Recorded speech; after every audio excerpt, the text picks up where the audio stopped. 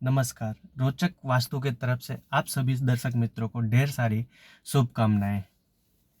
श्राद्ध पक्ष चालू है और नवरात्रि आने वाली है, तो बैठा था ऐसे कुछ लोगों के माइंड में बहुत सारी बातें आती है, आखिर वास्तुशास्त्र क्या है। तो मैं सोचा एक वीडियो बनाऊं छोटा, और लोगों के माइंड में ये चीज़ कन्फ्यूज़न जो है वो एक बार सुने या उनको अच्छा लगे, इसलिए मैं बना रहा हूँ। आखिर वास्तुशास्त्र क्या है। वास्तु का शाब्दिक अर्थ निवास स्थान होता है। इसके सिद्धांत वातावरण में जल, वायु, पृथ्वी, अग्नि और आकाश तत्वों के बीच एक सामंजस्य स्थापित करने में मदद करता है। जल, पृथ्वी, वायु, अग्नि, आकाश, इन पांचों तत्वों को हमारे कार्य, प्रदर्शन, स्वभाव, भाग्य एवं जीवन के अन्य पहलुओं पर पड़ता है। यह विद्या भारत की प्राचीनतम विद्याओं में से एक है,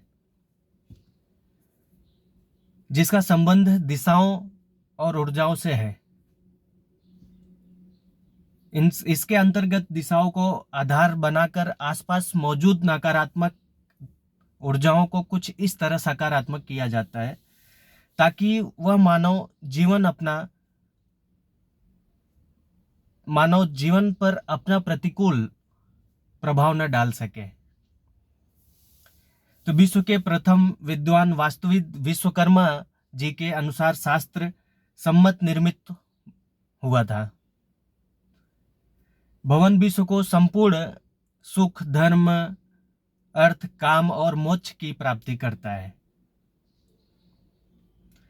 तो वास्तुशास्त्र घर, प्रासाद, भवन अथवा मंदिर निर्माण करने पर प्राचीन भारतीय विज्ञान है ये, जिसे आधुनिक समय के विज्ञान आर्किटेक्चर का प्राचीन स्वरूप माना जाता है, यह माना जा सकता है।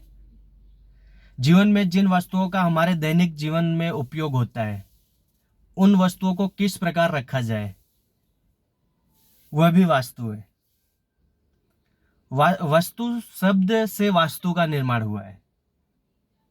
वस्तु शब्द से ही वास्तु का निर्माण हुआ है, क्योंकि जैसे हम बारिश आती है तो छतरी की हेल्प ले लेते हैं, छतरी की सहायता पड़ती है हमको, तो एक वास्तु है।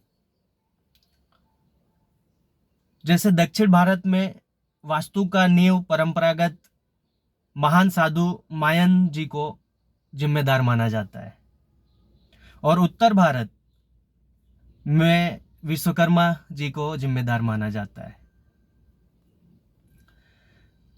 तो वास्तुशास्त्र का महत्व क्या है वो भी जानना जरूरी है।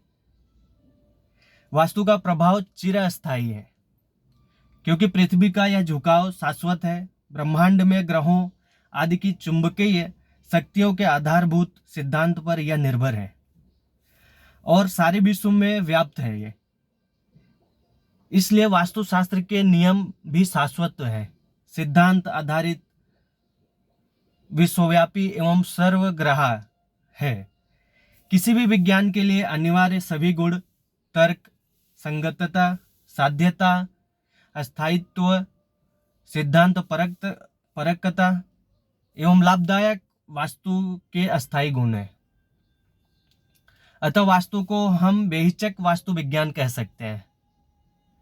वास्तुशास्त्र एवं ज्योतिष शास्त्र दोनों एक दूसरे के पूरक हैं, क्योंकि दोनों एक दूसरे के अभिन्न अंग हैं।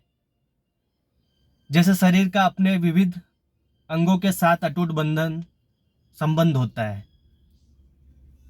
ठीक उसी प्रकार ज्योतिष शास्त्र का अपनी सभी शाखाओं, प्रश्न शाखा हो, अंक शास्त्र है, वास्तुशास्त्र है आदि के बीच निकटता का कारण यह है।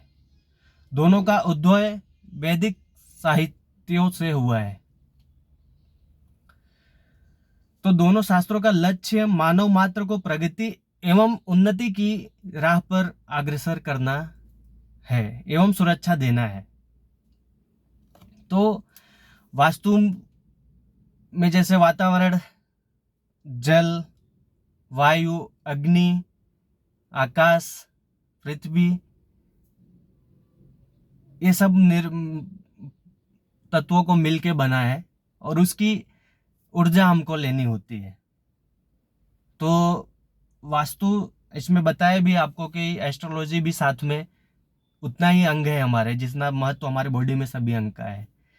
तो पहले तो ये 5 एलिमेंट्स में से ये भी जानना जरूरी है कि मैं कौन हूँ, क्योंकि इस 5 एलिमेंट से मिलके जो हम बने हैं ना, तो उसको पंच महाभूत बोलते हैं उसको, कि water, would, fire, earth, metal. यहाँ 2 चीज आपको नहीं लगेगी, वुड एंड फायर, मेटल। तो वुड एनर्जी यानी एयर, यानी हवा को दिया गया, क्योंकि पेड़ पौधे आपको पता ही है कि हवा लेते भी हैं, छोड़ते भी हैं। और मेटल एनर्जी जो है वो आकाश तत्व के साथ मेंशन किया है, जोड़ा गया है। क्योंकि धूप में हम खड़े होते हैं जब, तो बॉडी को जो कड़क धूप लगती है ना, तो वो मेटल एनर्जी का काम करता है। तो इसलिए ये 5 एलिमेंट्स जो मिलके पंच महाभूत बना है, इसमें से ये भी जानना जरूरी है कि मैं कौन सा एलिमेंट का हूँ, मुझे कौन सा एलिमेंट सपोर्ट कर रहा है, और मुझे मनी कौन दे रहा है, और मुझे नुकसान किससे है। क्योंकि 5 एनर्जी में दुनिया का कोई भी इंसान नहीं सुखी होता है। 3 एनर्जी हमेशा उसको लाभदायक होती है और 2 हमेशा उसको कंट्रोल या एक्सप्रेशन या माइनस या जीरो उसमें मिलता ही है। तो वो कैलकुलेशन मैं करता हूँ, आप जान सकते हैं अपनी एनर्जी। फिर उसके वाइस आप फील्ड स्टडी हो या कलर हो रूम का, तो हर ऑफिस में बैठने का पोजीशन हो, फेसिंग, किस फेसिंग बैठना चाहिए और कहाँ बैठना चाहिए, देखना किस फेसिंग है और बैठना कहाँ है। ऐसे घर में आप सोना कहाँ है आपको, वो भी इम्पोर्टेंट है, क्योंकि ज़्यादा से ज़्यादा टाइम हम नाइट में भी देते हैं। तो सबसे पहले घर जरूरी है वास्तु के हिसाब से। तो बस ये सब बातें हैं और ये एक प्योर साइंस है, इसमें कोई संदेह नहीं है, क्योंकि मेरा पर्सनल अनुभव भी है इसमें, और मेरे गुरुजी से भी लिया गया अनुभव, वो भी काफ़ी सालों से है, कर रहे हैं वास्तु, और मैं उनके साथ 6 साल तक था। उसके बाद मैं भी मेरा अनुभव सबको पहुंचाना चाहता हूं कि कहाँ तक लोग मुझे जान सकते हैं। तो इसमें वास्तु करना जरूरी है, क्योंकि वास्तु एक बूस्टअप करता है। बहुत लोग बोलते हैं गारंटी लेते हो आप इसकी, वास्तु करने से हो जाएगा। गारंटी तो किसी चीज की नहीं होती है। तो वास्तु बूस्टअप करता है। जैसे ये कार है, मैं आज कार में बैठा हूँ, तो कार में भी तो कर्म करना ही पड़ता है, क्योंकि बैठे तो ड्राइव तो करना है हाथ से, तो उसको चलाना ही पड़ेगा। बट ये हमको सपोर्ट मिल जाता है, ऊपर एक छत मिल जाती है जो बारिश से भी बचाएगी, धूप से भी बचाती है हमको। तो ये वास्तु हुआ, क्योंकि जो वस्तु हम यूज कर रहे हैं, तो वस्तु पहले ही मैंने बताया कि वस्तु शब्द से ही वास्तु का निर्माण हुआ है, और शाब्दिक अर्थ निवास स्थान ही होता है वास्तु का। तो ये चीज़ जानते हुए आप इसको फॉलो करिए लोग, क्योंकि ये न कोई जंतर मंतर है वास्तु। कुछ बातें थी मन में, इसलिए बोलना चाहा। तो बस अगर बोलने के समय कुछ भी गलतियां हुई हो तो आप मुझे क्षमा करिएगा। नमस्कार।